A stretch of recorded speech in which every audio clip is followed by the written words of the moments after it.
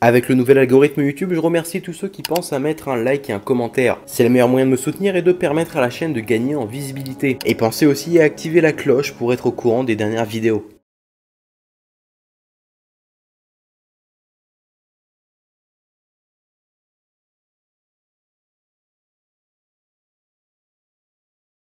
Qu'est-ce que le Necronomicon? Je pose la question car quand on la pose, les réponses sont bien souvent très différentes les unes des autres. Alors, entre fiction et réalité, qu'est-ce qu'est vraiment ce Necronomicon? Quand on entend ce nom, le plus souvent, ce qui nous vient à l'esprit, c'est un livre en lien avec la nécromancie, la magie et l'occulte. Désolé de détruire le mythe dès maintenant, mais non.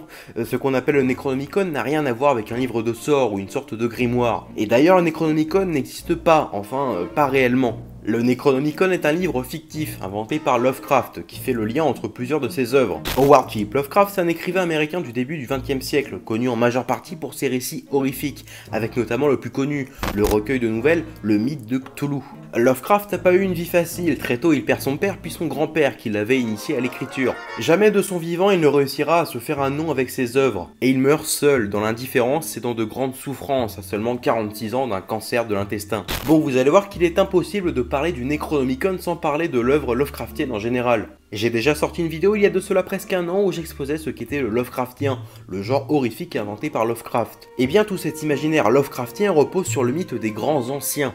Ce mythe des grands anciens suggère que bien avant les hommes il y avait des dieux à l'apparence de monstres. Le plus connu est sans nul doute Cthulhu, avec son corps humanoïde, ses ailes de dragon et sa tête de pieuvre. Le Necronomicon est en effet une partie importante de l'œuvre de Lovecraft. Sa première apparition a lieu dans le livre La Cité sans nom en 1921, même si le nom Necronomicon n'apparaît pas directement. Et il faudra attendre 1923 et la nouvelle Le Molosse pour voir enfin apparaître ce nom. En réalité, on ne sait même pas exactement ce que contient le Necronomicon. L'auteur a toujours gardé une part de mystère dessus, et les passages dans ses œuvres qui font allusion à cet obscur manuscrit donnent une description très vague. Lovecraft a donc imaginé toute une histoire autour du Necronomicon. Son histoire remonte à Damas, en 730 après Jésus-Christ, où il aurait été écrit par Abdul al-Azred, qu'on surnommait l'arabe fou ou l'arabe dément. Cet arabe fou était aussi connu pour avoir fait beaucoup de voyages en Égypte, où il aurait appris toutes ses connaissances sur notre univers. Et puis après, plus rien, on perd la trace du livre. On raconte que l'un des derniers exemplaires aurait été brûlé lors des procès de Salem.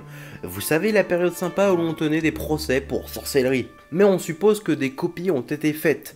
Alors le Necronomicon serait détenu par des particuliers et 5 institutions, le British Museum, la Bibliothèque nationale de France, la Bibliothèque Widener d'Harvard, l'Université de Buenos Aires et pour finir l'Université de Miskatonic, qui a pour particularité de ne pas exister. En effet, cette ville est elle aussi une invention de Lovecraft. Et avec tout ce mystère autour de ce livre, on est en droit de se demander, mais qu'est-ce que contient le Necronomicon? Eh bien encore une fois, on est dans le flou, et dans le flou total même.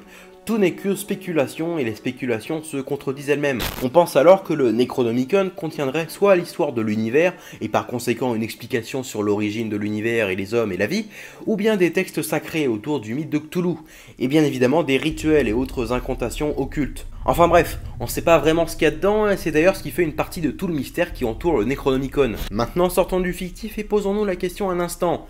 Est-ce que le Necronomicon existe ou aurait pu exister ?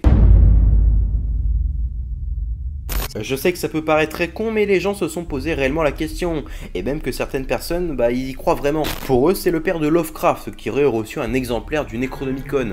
Alors il faut savoir que le Necronomicon est connu pour rendre fou quiconque tenterait de le lire. Eh bien le père de Lovecraft finissa ses jours à l'asile. Donc ok, un point pour cette théorie. Et le père de Lovecraft aurait ensuite demandé à son fils de le garder, et Lovecraft s'exécuta et dissimula des références au Necronomicon au sein de plusieurs de ses nouvelles. Et puis c'est tout. Rien d'autre ne permet d'affirmer que Necronomicon puisse exister réellement. Et puis pour détruire une bonne fois pour toutes toute cette théorie, Lovecraft a toujours affirmé que le Necronomicon n'était qu'une invention. Et quant au culte des grands anciens, Lovecraft était connu comme un athée convaincu, alors tout ça ne tient pas la route. En fait, le rôle du Necronomicon était simplement d'alimenter ces nouvelles d'encore plus de mystère et d'horreur pour susciter la peur, comme savait si bien le faire son auteur. Et puis rappelons que la majeure partie des histoires écrites par Lovecraft ont été écrites dans les années 20, donc à une époque où les gens n'avaient pas grande connaissance de ce qui entourait notre monde, l'univers, tout ça. Maintenant, je vous propose une réflexion purement personnelle. Pour moi, le succès des œuvres de Lovecraft, outre son talent pour écrire des histoires horrifiques et un univers captivant, Celui-ci repose sur la même chose que les théories du complot.